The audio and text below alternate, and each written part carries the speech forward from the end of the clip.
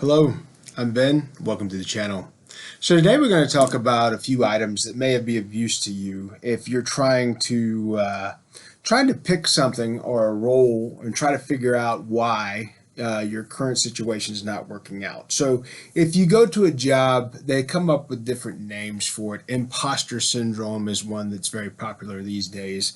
As leaders, sometimes folks don't feel like they're qualified for the role that they're in. And so that suggests that imposter syndrome where you don't feel like you should be doing what you're doing, even though you're qualified, you've done something similar before, and you've done the things to build the building blocks to earn you that role.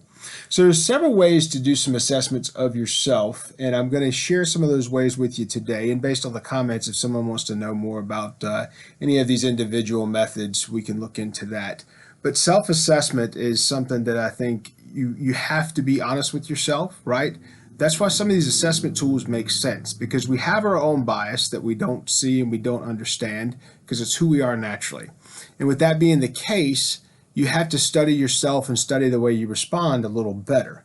So a couple of things I always start with is you have to ask some questions around finding what role you want to be in, what you want to do professionally, or what you just want to do with your life in general. And so there's some things that you need to ask. If you're just doing a job or just working professionally to pay bills, you're never going to find fulfillment from that.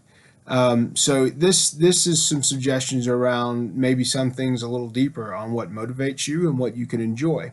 In my life, I don't ever expect to retire, which means I expect to work until the day I die because I enjoy work. The question, though, is where can I have the greatest impact? Where can I do the most good? My work, my body of work is my witness to the world, right? So what can I do that can have the greater impact? So I've got some questions that I ask myself, or that I would suggest that you ask yourself when you're doing these assessments, and we'll start with that now. One, the first thing you would ask yourself in a self-assessment is what gets me out of bed in the morning? What motivates me? What do I want to do with my time, and what will make my day go by so quickly because I enjoy doing it so much, right? For me, that may be doing these videos, leading teams, training teams, teaching folks how to do what they do better, training people how to run a better business, showing them how to run a better business. Those things are what motivates me and gets me out of bed every morning. So what gets you out of bed every morning? When you wake up, you need to be grateful because every day is a new day, and a lot of people did not wake up today. That's how you have to view it, is I have this day and other people don't. So what can I do to make the best of it? So what gets you out of bed in the morning? That's question number one in self-assessment. The second question you have to ask is, if I didn't need money, what would I do in life? And that is a great suggestion. That's kind of the suggestion around the YouTube channel that I'm doing. My expectation is if I do this over the next 20 years, that it will get to a point where it's big and sustain itself, and maybe let me stop doing other things if I don't want to do those things. Most of the things I do now professionally, though, I enjoy, so most likely I continue doing them. Plus, when I do those things outside in the world, it brings me greater knowledge and greater experience that I can come here and then share with you through the channel. So if I didn't need money, what would I do in life if money wasn't an object? So think about that. That's question number two in self-assessment. Number three is, what was I most fascinated with as a child? And I've mentioned that in a video before. It's just, you know yourself as a child, you're not afraid to be yourself. And as you grow up and you get older, things change and you get uncomfortable with those things, and you change maybe because of your opinion or opinions of others. So ask yourself, what was I most fascinated with as a child? Me, it was reading and education. It was the outdoors, hunting, those type things, and it was business. Those were the three things I was fascinated with. I told the story in one of my videos how that nutcracker back there, what it means to me and why. I told the story on how my grandmother had a store and I worked with her at her store when I could, and basically I saw that in the beginning there were people bringing in pecans for $2 a pound. She would crack them and then sell them for $4. Just that little bit of labor made them worth that much more, and that attracted me to business. Is you add some effort somewhere, and that creates a value that you can sell. So that fascinated me as a child. So now it's no surprise that I'm in business for a living, and I enjoy doing that. So that's question number three. What were you most fascinated with as a child? Number four is, when in my life have I been so passionately focused on an activity that I lost track of time while I was doing it. So when in your life were you doing something where you lost track of time because you enjoy doing that? If you can, that should be what you try to focus your body of work on, because if it's something you enjoy, you will always have energy. There was a gentleman that asked me on LinkedIn yesterday. I posted something about. He said, "Well, what do you do when you're lagging in performance, and how do you get out of that when things just don't seem to work?" My response was, get active in doing things that are difficult, that you can see you're moving the bar, so every little win builds up.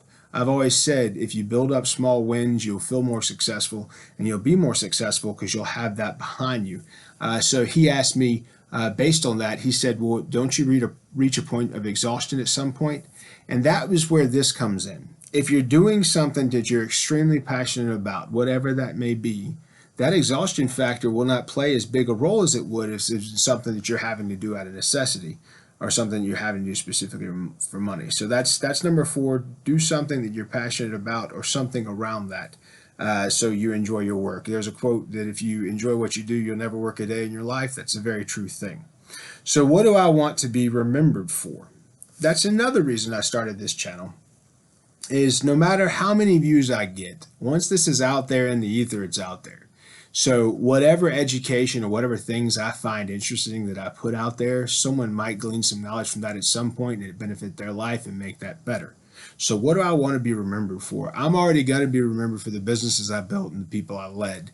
But even that's a very short-term thing. That may last 50 to 100 years, right? But if you want a body of work to be out there forever, think about How to Win Friends and Influence People. That book was written over 140 years ago, and it's still something we look at. Look at Meditations, the book by Marcus Aurelius. That was written nearly 2,000 years ago, and we still study it every day. People still study it daily. Look where that is at. That's a body of work that lasts forever. The Bible's another one that's been around for over 2,000 years, that people have studied. So it's those type things that I'm talking about, something that leaves an imprint that may not benefit you as greatly today as it may benefit people in the future. But the point is, your life, your limited time on earth, you're having an impact on people that goes beyond your scope.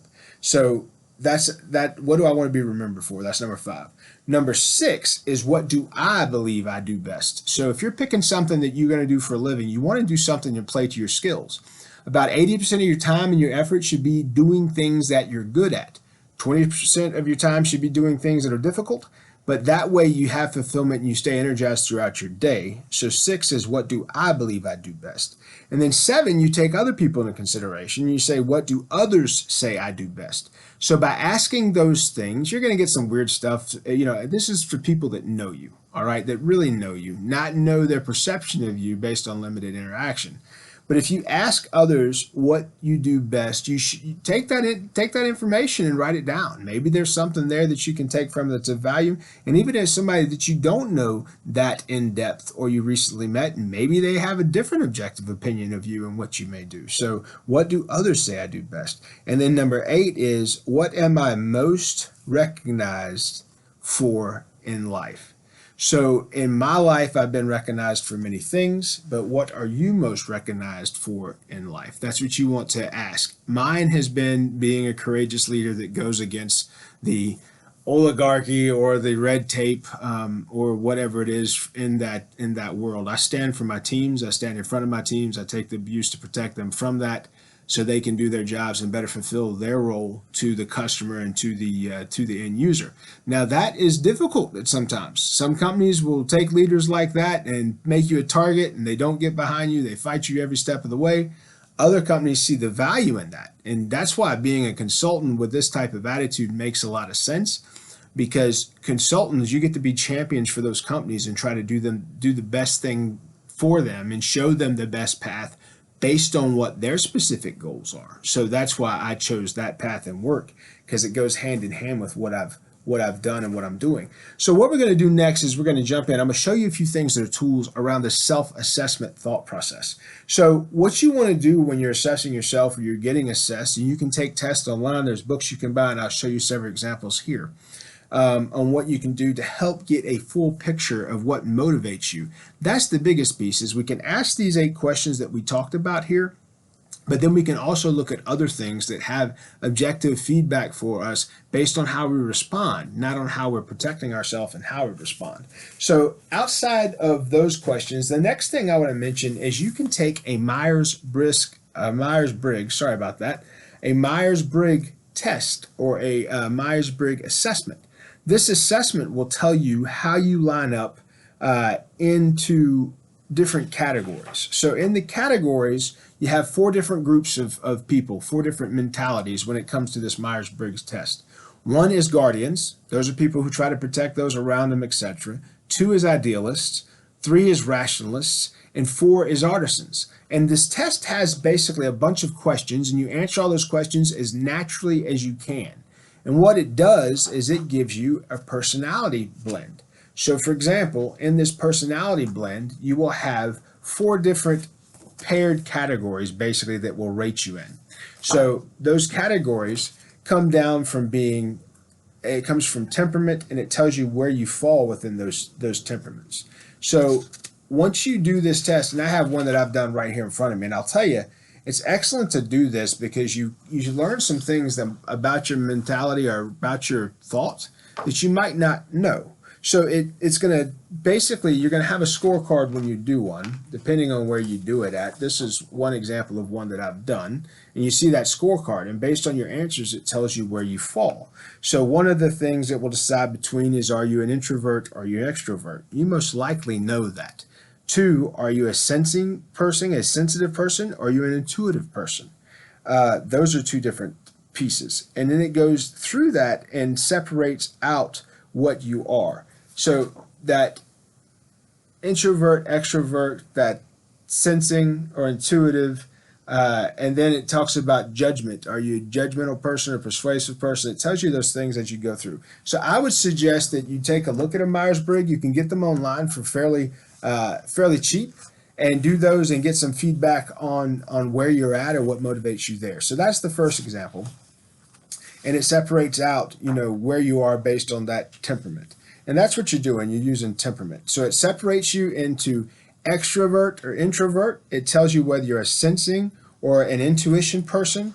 It takes you and says, are you a thinking person that's motivated by how you think? Or are you a feeling person that's motivated by feelings? So that's the 2 difference there. And then the last, are you a judging person or a perceiving person? Do you judge things for where they are based on your beliefs and your experience? Or do you perceive them? Do you try to see them for what those are? So based on those 4 different categories, extrovert, introvert, sensing, intuition, thinking, feeling, or judging or perceiving, that breaks you up into 4 different categories.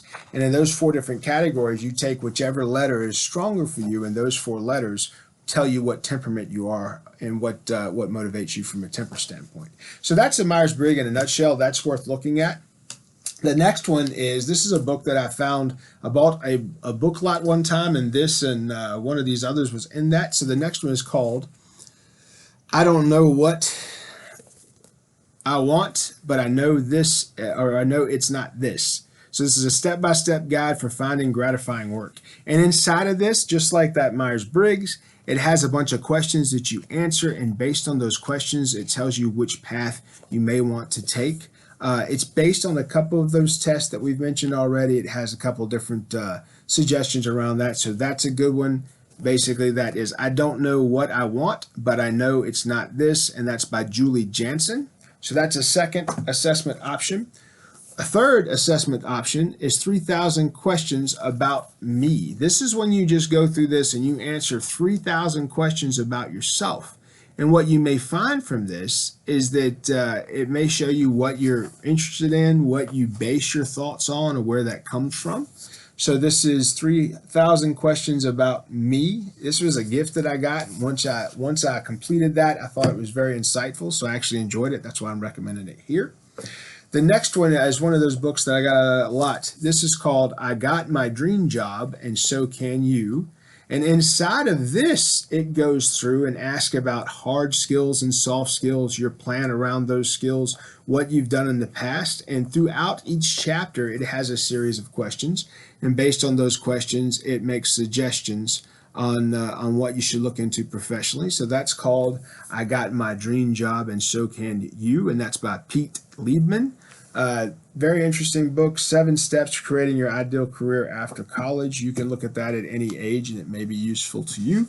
And then the most recent that I was recommended is this book called 5 Voices. And this 5 Voices book, this is by Jeremy Kubiak and Steve Cockram. And I'll tell you, I read this book and I found it insightful. It's not unlike that Myers-Briggs that we mentioned, but it goes through and it tells you what type of person you are based on the questions that you answer. And these things are loosely based on that Myers-Briggs. So it separates people into 5 categories: pioneer, nurturer, connector, a creative, or a guardian. And so you'll see those things come up again and again, those 5 basic phenotypes of thought. And what you can't do is you can't change the way you see things. So that's the best thing about doing these assessments, is to know, because you can't change the way you see things. So you might as well see the world how you naturally see it, and you might as well do what you can to put yourself in a position that would help you be the most successful. And when you're going through these, it talks about whether we realize it or not, we externalize who we are internally, and that's why those different portions or different thought processes make sense, and that we should study them to know how we're going to react. And that's what's really great about this book. It tells you, based on those types, those thought types, how you're going to react to things, how you most likely will respond. It gives you examples of people that are those types out in the world that you've seen that are public figures, and shows you kind of how those folks work through things, and gives you an idea that you should be somewhat similar.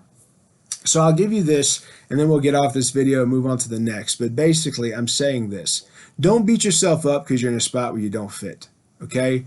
A lot of the human existence is suffering, but unfortunately, a lot of us put that suffering on ourselves because we don't do work here where it matters. If you do this work here and understand more about yourself and put yourself in a position to where you can do something that you enjoy, that you find fulfillment from, and is internally motivating, that can change the way you see your life every day. That can change you waking up on Monday excited and jumping out of the bed to go do what you do, or having yourself do what you've been doing and be in your bed Sunday night dreading Monday morning because you can't stand what you got to do. And that's a horrible way to live a whole life. And believe me, look, sometimes out of necessity, you got to do what you got to do. But every day you should take some action to push you towards what you want to do. And I mentioned in a video before, my definition of freedom is doing what I want, where I want, for how long I want, with who I want. If I can get to that spot professionally and sustain that and maintain that, then I have reached success in my mind. So that's what you have to ask yourself. And then also keep these things up in front of you. I've mentioned the whiteboard that I have on the wall there, but I also have notes that I've written down, questions that I ask myself to stay on the right path. So check those things out. Hopefully this video will serve you well. You can order these books online used, and if they've been answered, just strike through it and use your own answer, or use a different colored pen and answer yours so you can go back and look at your assessment. But I suggest you do this no matter what age you are. Even if you're in your 40s or in your 60s or you're at the end of your career, allowing yourself to work longer because you find what makes sense to you and do something that you enjoy, it may give you some fulfillment so you feel like you've had a great impact in your career. And that's the best I can hope from anyone. Well, I'm Ben. Thank you for watching this video today. Please like and subscribe. If you think somebody may get some use out of this video, please share it with them. And hopefully you'll find use to this and come back to the channel and watch what else we have here in the future. Be good.